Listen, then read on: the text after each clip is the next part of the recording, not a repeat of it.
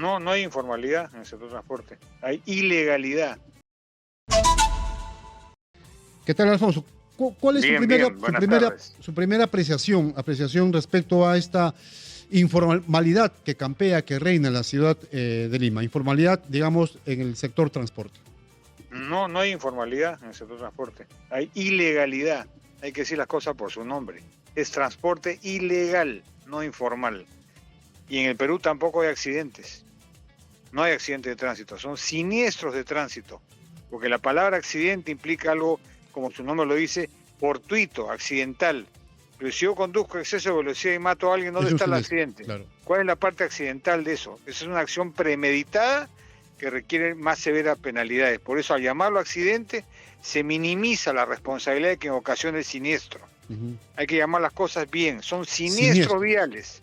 Solamente una investigación podrá determinar si fue accidental o no. Se cayó un cerro, se cayó un árbol. Una investigación pero no policial, son accidentes, ¿verdad? pues. Claro. Y en el caso del transporte tampoco es informalidad, es claramente transporte ilegal. Ilegal porque no tienen autorización, no tienen nada para circular como tal. Nada, y están robando, es como un robo. No justifica el no tener empleo, salir de transporte ilegal, compitiendo deslealmente con quien sí cumple con todas las normas, ha ganado sus concesiones, sus autorizaciones, y le cuesta circular, pagar choferes en planito. Eso es competencia desleal, es un robo, le estás robando al formal. Entonces, eso debe ser sancionado más severamente. Y también quienes consumen el transporte ilegal deberían igual ser sancionados. Las personas que toman transporte ilegal deberían ser sancionadas igual, porque son cohecho de un ilegal. ¿Hay alguna propuesta para que esto se dé? Porque, claro, mientras exista digamos, los peatones, los pasajeros que abordan un vehículo ilegal, estos ilegales van a seguir circulando por las vías. Por eso, pues, si así como se hacen las batidas que hacen de vez en cuando, que no alcanzan, no es suficiente, porque no podemos tener un inspector municipal o un policía de tránsito en cada esquina de la ciudad, pero cuando se hacen estas batidas, también deberían ser sancionados quienes consumen el transporte ilegal. Entonces, de esa manera, cuando la persona lo va a pensar dos veces, antes de subirme a un transporte ilegal, puedo ser sancionado, porque soy socio o partícipe, ¿no?, de un hecho ilegal. Yo entiendo que hay un problema de fondo, un problema social grande, ¿no es cierto? Porque el problema es ese, pues. Tenemos un problema social de falta de empleo. Entonces la gente, lamentablemente, ya desde los años 90, que ingresó el presidente Fujimori, prácticamente se institucionalizó el que cualquiera haga transporte en cualquier vehículo hasta de 3 ruedas. Y hemos involucionado en transporte, no hemos evolucionado. Porque en ese entonces, usted se recordará, antes de que ingresara el presidente Fujimori, había quebrado Enatro. El transporte público era un servicio del Estado, era público, como su nombre lo dice. Enatro es una empresa pública. Claro. La empresa municipal de transporte también es una empresa pública. Estas quebraron justamente, ¿por qué? Porque lamentablemente en el transporte, toda la actividad, salvo el sueldo del chofer, es dólares. Las unidades de transporte que se importan cuestan dólares, el combustible cuesta en dólares, los repuestos cuestan dólares. Entonces, cuando todo eso hay alzas y cuando dicen los contratos que el transporte debe ser autosostenible, ¿de dónde generan los ingresos del transporte? De la tarifa. Y si la tarifa ya no alcanza y la tienes que subir, comienzan, uy, ¿cómo es posible que subió la tarifa? ¿Y cómo quieres que funcione? ¿Cómo quieres que opere? Claro. ¿Por qué? Porque en el Perú no se subsidia el transporte público como lo hace en todo el mundo. En cualquier país del mundo avanzado, países ricos, subsidian hasta con el 50 o 60% del transporte público a la operación, justamente para que la tarifa no suba y los operadores puedan cubrir sus costos. Acá no ocurre eso, por eso los buses se caen a pedazos, las combis no funcionan, porque es hasta que la unidad muere. Y los pocos que están en contrato de concesión, como el Metropolitano, los corredores complementarios, están al borde de la quiebra porque justamente su operación no es rentable cobrando la tarifa que cobran y no le dejan subir la tarifa porque políticamente no conviene, pues. Claro. Entonces acá estamos mezclando un factor social con un factor técnico. Señor Flores, ¿qué hacer para acabar con esta ilegalidad en Lima Metropolitana? Bueno, a ver, si lo enfocamos por el lado del transporte, lo que tenemos que hacer es mejorar las condiciones del transporte formal. aquel que tiene autorización, aquel que cumple con todas las condiciones impuestas en el momento de su autorización y o las concesiones. Lo que pasa es que el proceso de la reforma del transporte, que así se le llamó, que empezó en la gestión de la doctora Villarán, la idea era pasar ese transporte del modelo de autorizaciones al modelo de concesiones, ¿no es cierto? Entonces se tenían que licitar los corredores complementarios con todas sus rutas alimentadoras, se les tenía que brindar exclusividad en la ruta para justificar su inversión, de manera que ellos hacen un análisis de cuántos pasajeros hora pueden mover en esa ruta para poder justificar todos sus gastos de la concesión, que era por 10 años. Pero digamos, ese proceso de concesiones de los corredores complementarios, después tenía que hacerse la licitación de los corredores de integración y finalmente las concesiones a las rutas en zonas no atendidas. Entonces, ese era el modelo de la reforma, pero lamentablemente se inicia el proceso de concesiones y solamente se licitaron 9 paquetes de 14 o 15 paquetes o 40 paquetes que tenían que haber, porque lamentablemente la gestión del doctor Castañeda interrumpió el proceso de concesiones. Entonces no se completó, ni siquiera los actuales corredores concesionados han completado sus paquetes de alimentadores y rutas de integración. Entonces tenemos, en vez de tener 4.000, 5.000 buses, tenemos solamente 300 buses. Entonces hay un problema de falta de oferta de transporte de calidad. No digo que no haya transporte, pero desgraciadamente el transporte concesionado entre la línea 1 del metro, el metropolitano y los corredores complementarios solamente mueven el 6% del volumen de pasajeros de la ciudad de Lima. El otro 70 y pico % se mueve entre rutas autorizadas, en su momento por el Callao y por Lima, por lo tanto hay una cantidad enorme de rutas superpuestas y encima tenemos el transporte ilegal, que no deja que operen los formales correctamente. Entonces hay una escasez de oferta, de calidad, porque estamos con una especie de cosa, primero el huevo o la gallina. Entonces la acción de eliminar la competencia leal es parte de los contratos de concesión que no se está cumpliendo, por eso los corredores estuvieron a punto de quebrar. Pero mientras no le brindemos la seguridad jurídica a quienes apostaron por el modelo de concesiones, de darles corredores exclusivos bien señalizados y que impidan que las unidades ilegales ingresen por su corredor para que puedan tener mayor flujo y mayor velocidad de transporte, la gente los va a preferir. Mira lo que pasó con el corredor morado. Cuando se suspendió el servicio, comenzaron a operar la ruta de los formales autorizados, que eran las otras rutas, ¿no es cierto? Y la gente comenzó a reclamar que querían de vuelta su corredor morado, con lo cual te quiere decir que el servicio de corredores es mucho más eficiente y de mejor calidad que lo demás. Pero la gente, como no hay suficiente, toma lo que le viene a la mano. También es un comportamiento entendible. Entonces es un poco complicado el tema.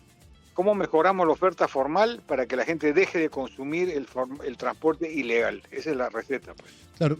Y la idea es que el transporte tradicional, señor Flores, opere con choferes, cobradores, de la misma forma y manera que operan los corredores, los choferes de los corredores, de estos colores, ¿no es cierto?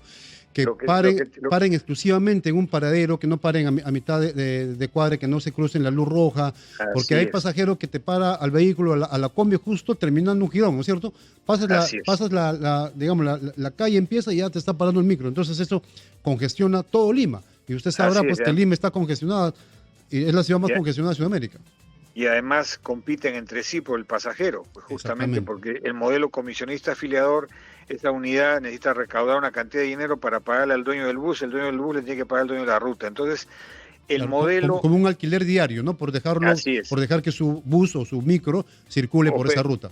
Entonces, lo que se tiene que hacer ahora, como el proceso de concesiones es un tema complejo, lo que se tiene que hacer ahora, y que lo iba a empezar a hacer, tengo entendido el dato, es, cuando se empiecen a vencer las autorizaciones que tuvieron que extenderse por 5 años porque simplemente Lima se quedaba sin transporte.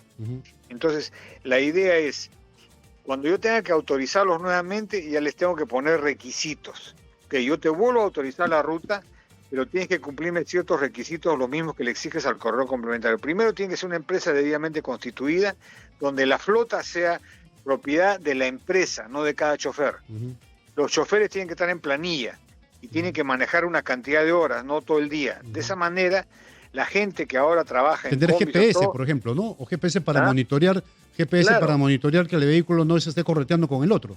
así es, pero si tú constituyes una empresa y los choferes trabajan a sueldo y un determinado número de horas, ya no necesitan corretear, pues, Así es. porque le estás pagando su sueldo. Pero Claro. ahora el chofer del modelo actual se la tiene que agenciar como recursea su ganancia diaria y puede manejar hasta 10, 12 horas en el bus Claro. con el cansancio que eso ocurre y todo. Entonces, Y pasar el recurseo sale también para el chofer y para el cobrador, ¿no? Y al final le dan una miseria al claro. propietario.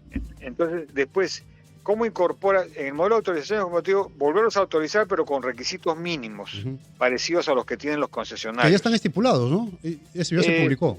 Sí, entonces, de esa manera vas pasando de ese modelo tradicional comisionista afiliador a un modelo empresarial. Ahora, ¿qué hacemos con el transporte ilegal? El transporte ilegal, vamos a decir, 4 combis ocupan el espacio de un bus. ¿No es cierto? El bus que tiene un motor de 200 caballos, 4 combis que tienen 400 caballos, sobreconsumo de combustible, exceso de gases de efecto invernadero. Entonces, ¿yo qué hago? A ver, ¿ustedes quieren formalizarse a los ilegales? Ok, constituyan una empresa. ¿Ok? Esas unidades que ustedes tienen las chatarreamos y cómprense un bus. 4 combis, 4 choferes van a manejar el mismo bus, porque como tienen que repartirse el horario de trabajo, nadie se queda sin trabajo. Pero A razón de 6 horas, digamos, o 5 horas, por 5 horas, claro, necesitas 20 horas. 4 choferes mínimo por bus, ¿correcto? Y se vuelven empresarios. Y 4 cobradores. Entonces, esa gente que deja la combi y se compra un bus y se convierte en formal, autorizado, pero nadie se queda sin empleo. Entonces, vamos reduciendo ese parque atomizado porque hemos involucionado en transporte. En vez de ir a la macro transportación, con las 6 líneas de metro, con corredores complementarios, corredores de integración, Lima solamente necesita 17.000 buses de gran capacidad. Y ahora tenemos casi 24.000 y encima tenemos, de esos 24.000, más de la mitad son combis y coasters. Imagínate que elimináramos 12.000 pica-picas reemplazadas por buses de gran capacidad, eliminamos la congestión. Claro, y los taxis circulan buscando pasajeros y congestionan la vía.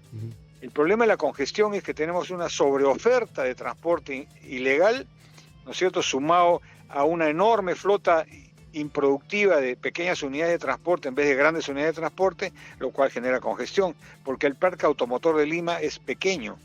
El Perú es una de las capitales de América con el menor parque automotor. Tenemos escasamente 4 vehículos por cada 1.000 habitantes.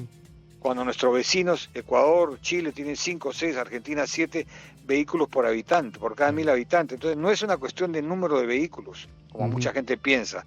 El problema es que tenemos sobre el 20% de las vías de Lima circula el 80% del parque automotor. Porque ¿cuántas vías hay para venir del cono norte, del cono sur o de la carretera central? La carretera central, la Panamericana Norte, la Panamericana Sur, la Javier Prado y la Costa Verde. No tenemos más autopistas viales y sobre esa misma vía circula todo el parque automotor. El resto de la capital está vacía. Ahora, entonces tenemos que... Sí. Tenemos que racionalizar pues el número de vehículos que están superpuestos y que cumplen roles que no deben. Involucionamos porque existen congresistas que quieren, digamos, formalizar al ilegal, quieren que darles autorizaciones a los taxis colectivos, a los colectivos conocidos como piratas. Por eso, porque esa gente que está en el Congreso que quiere sacar esta ley, llegaron ahí con los votos de los informales ilegales. Lamentablemente pues han llegado a ocupar sillas porque la gente que trabaja en esto ilegalmente votó por ellos y los puso en el Congreso y ahora están reclamando, oye, yo te puse en el Congreso, ahora devuélveme el favor, pues. Ahora, pero en ese sentido ya se ha pronunciado la ATU y dice que y el Ministerio de Transportes y no lo van a permitir. Claro. Yo sé de buena fuente que la mayoría de los colectiveros ilegales o piratas tienen antecedentes policiales o penales. Y es por eso que no pueden o no quieren formalizarse, ¿no?, en taxis independientes, porque no aplicarían, porque la ATU exige que, digamos, el CV o el legajo del conductor esté limpio, intachable, porque finalmente va a conducir y va a transportar personas. Claro, y en el caso de la fiscalización, por ejemplo, hablabas con el coronel de la Policía de Carreteras, el tema del transporte ilegal en la carretera. están tan bien organizados que ellos saben los días que va a haber batida, Exacto. saben dónde están ubicados los patrulleros en la carretera y se avisan por radio. No salgan, yo he visto los chats, tienen chats en WhatsApp, no salgan, hay batida en el kilómetro tal, deténganse en tal sitio. Están tan bien organizados que esquivan las batidas. Claro. Ahora, nuestra policía necesita mayor apoyo tecnológico. a esto se suma poder... la falta de infraestructura vial, ¿verdad? Tenemos un déficit de infraestructura vial, pero si corrigiéramos la que tenemos, si la señalizáramos adecuadamente, si la diseñáramos adecuadamente, porque además tenemos un pésimo diseño vial, ¿no es cierto?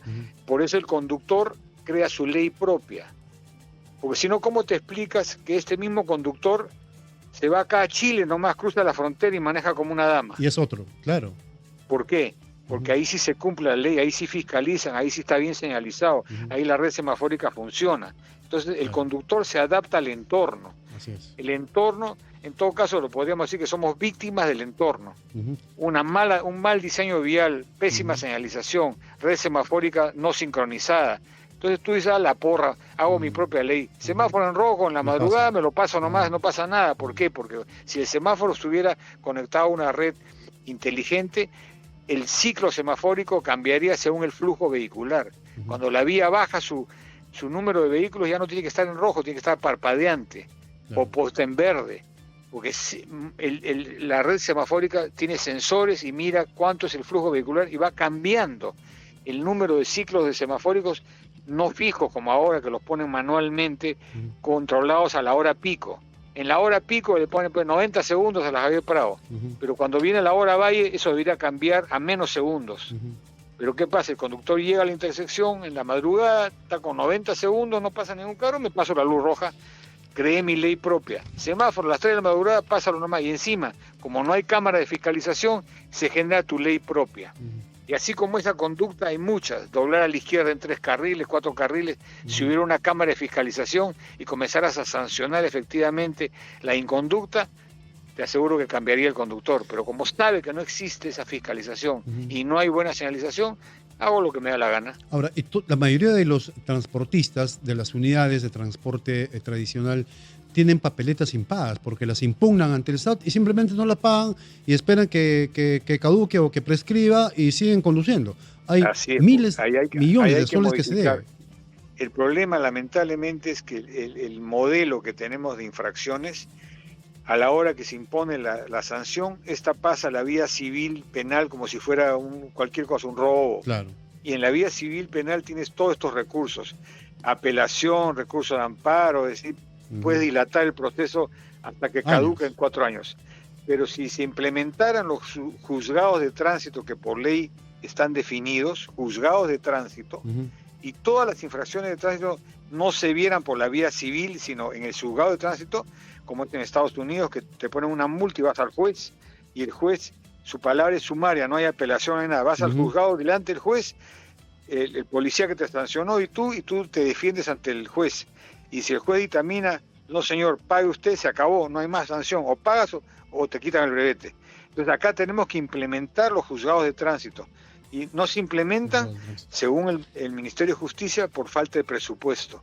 Sin embargo, están definidos por ley los juzgados de tránsito, pero no están implementados. Y no definidos de ahora, hace años que existen. Te invito a que busques juzgados de tránsito. Sí, está bien, Alfonso. Entonces, debemos cambiar el modelo con el cual se imponen las sanciones para evitar justamente todo ese proceso dilatorio que impide que se cobre o se efectivice la sanción. Muy amable, gracias. Al accionador su participación, Alfonso Flores, gerente general de Fundación Transitemos. Espero en algún momento tenerlo acá en estudios para hablar ampliamente del tema de transporte que por supuesto nos afecta a todos.